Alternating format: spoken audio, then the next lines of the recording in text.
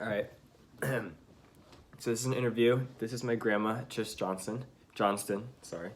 We're going to be talking about my great grandpa, Don Hallman, who was her father.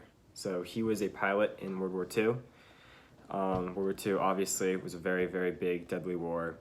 It was the Allies versus Axis, and then after Pearl Harbor, my great grandpa was a pilot, and he got sent into the war after that attack. So we're gonna go talk about his stories that she remembers him telling.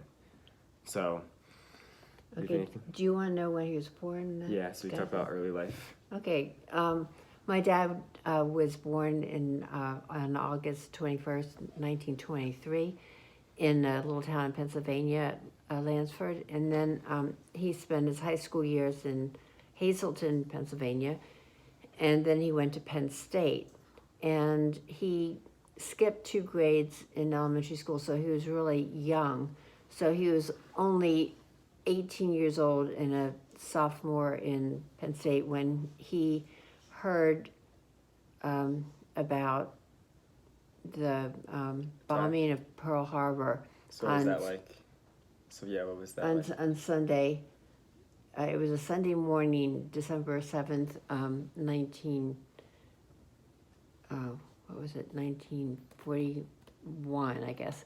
And he was playing cards with his friends in his dorm room, and the radio background music came to a stop, and all of a sudden they said that Pearl Harbor had been bombed by the Japanese, and the young men didn't even know where Pearl Harbor was, and they were really shocked that the Japanese had bombed our country because they thought we were at war with Germany, and they thought, what did Japan have to do with it? Mm-hmm. So they were just surprised, but then they just continued playing cards and didn't think about it. Because of bombing Pearl Harbor brought our country into the war, the college accelerated all the courses to get the men out so they could join up. And so by the next December, my father was almost finished his junior year.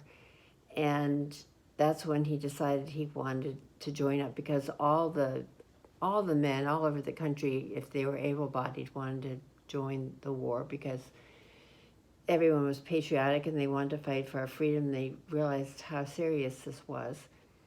So in the spring of his junior year, he hitchhiked to Harrisburg to sign up, and he decided that he didn't want to be in the infantry, that it would be better to be a pilot. So he applied, and he was underweight.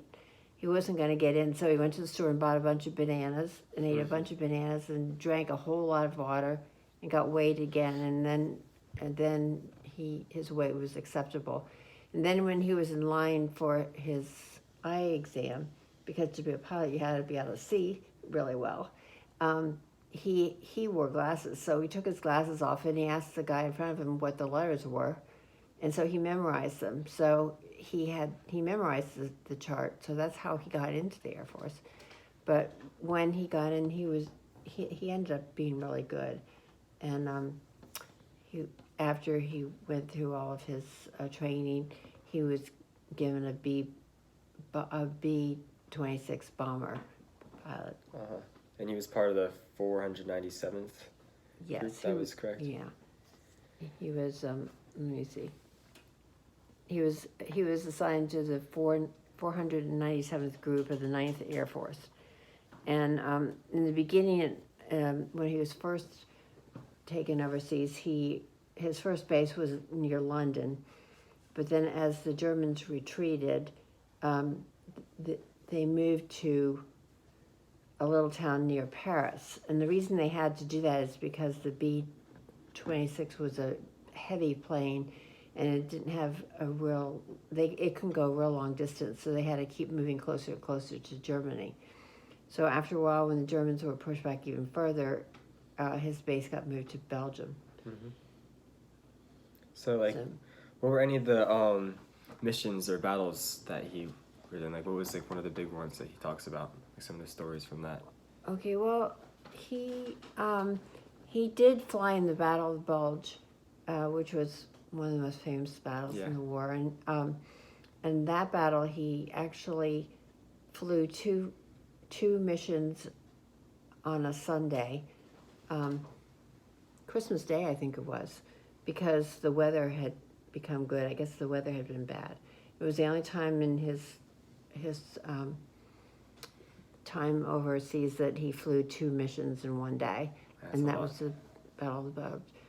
But one thing he talked about a lot was how he was able to keep safe, how his planes were able to keep from Being shut down. being shot down. Yeah, because being a pilot was really, really dangerous in World War II, especially Yeah. in the beginning. And the missions would be, each mission that would go out, there would be 36 planes, and they were divided into two sections, 18 each, and then I guess groups of three, 6 groups of 3, and they would fly in really tight formation.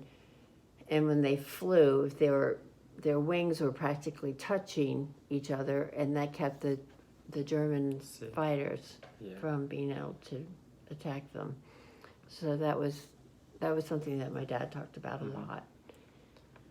Were there any like scary or sad stories from the war that he ever talks about? Like some scary moments that he had? Well, one time he was coming into the base in Belgium, and the base in Belgium was filled with craters that actually the Allies had created, because when the Germans were in Belgium, the Air Force, So they the bombed base, it? yeah, had been German, so that it was just full of holes. And so he landed. Let's see what happened. He, I think his brakes, when he was flying, his brakes didn't work. I think the flak or his brakes were shot. Okay, yeah.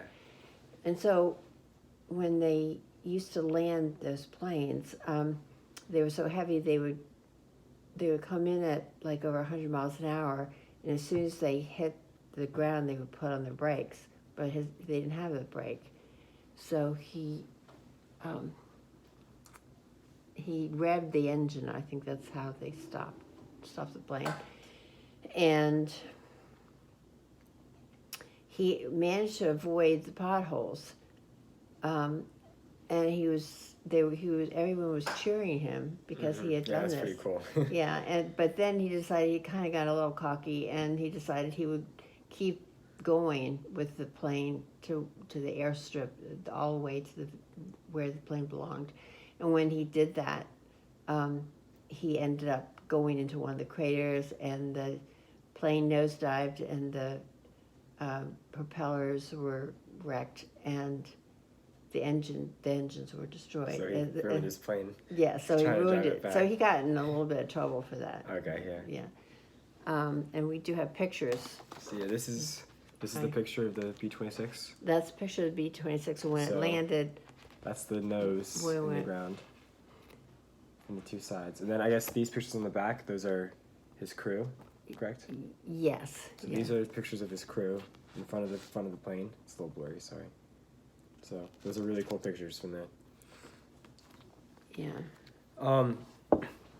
So once like the war ended, what happened next for him, or like what was like the end of the war like when he found out?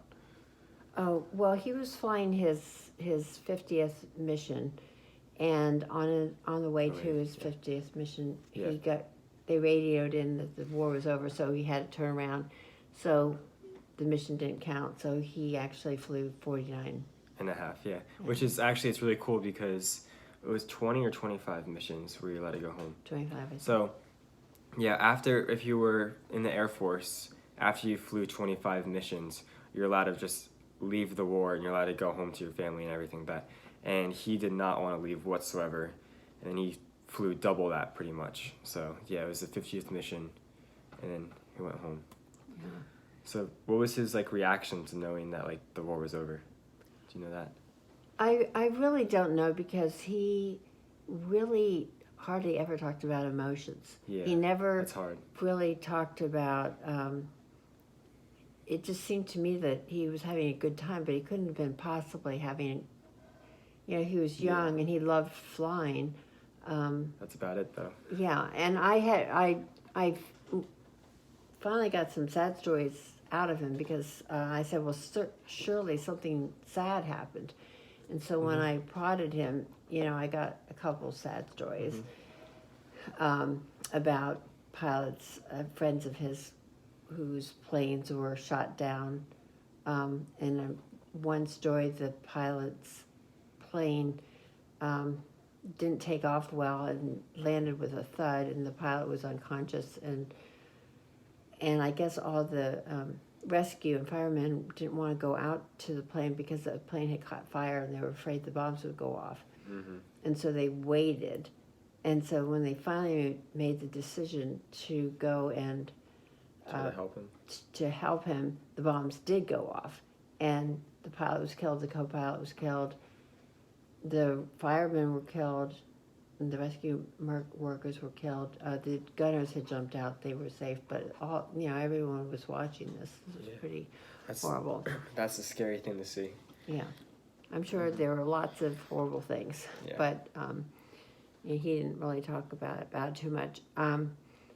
At the end of the war, when the war was over, I guess they had to take all the planes back to our country, but it took a while. So the pilots were allowed to fly the planes anywhere they wanted to, and so my dad would fly his plane to Paris, and he would fly it to to the French Riviera, and he had a great time.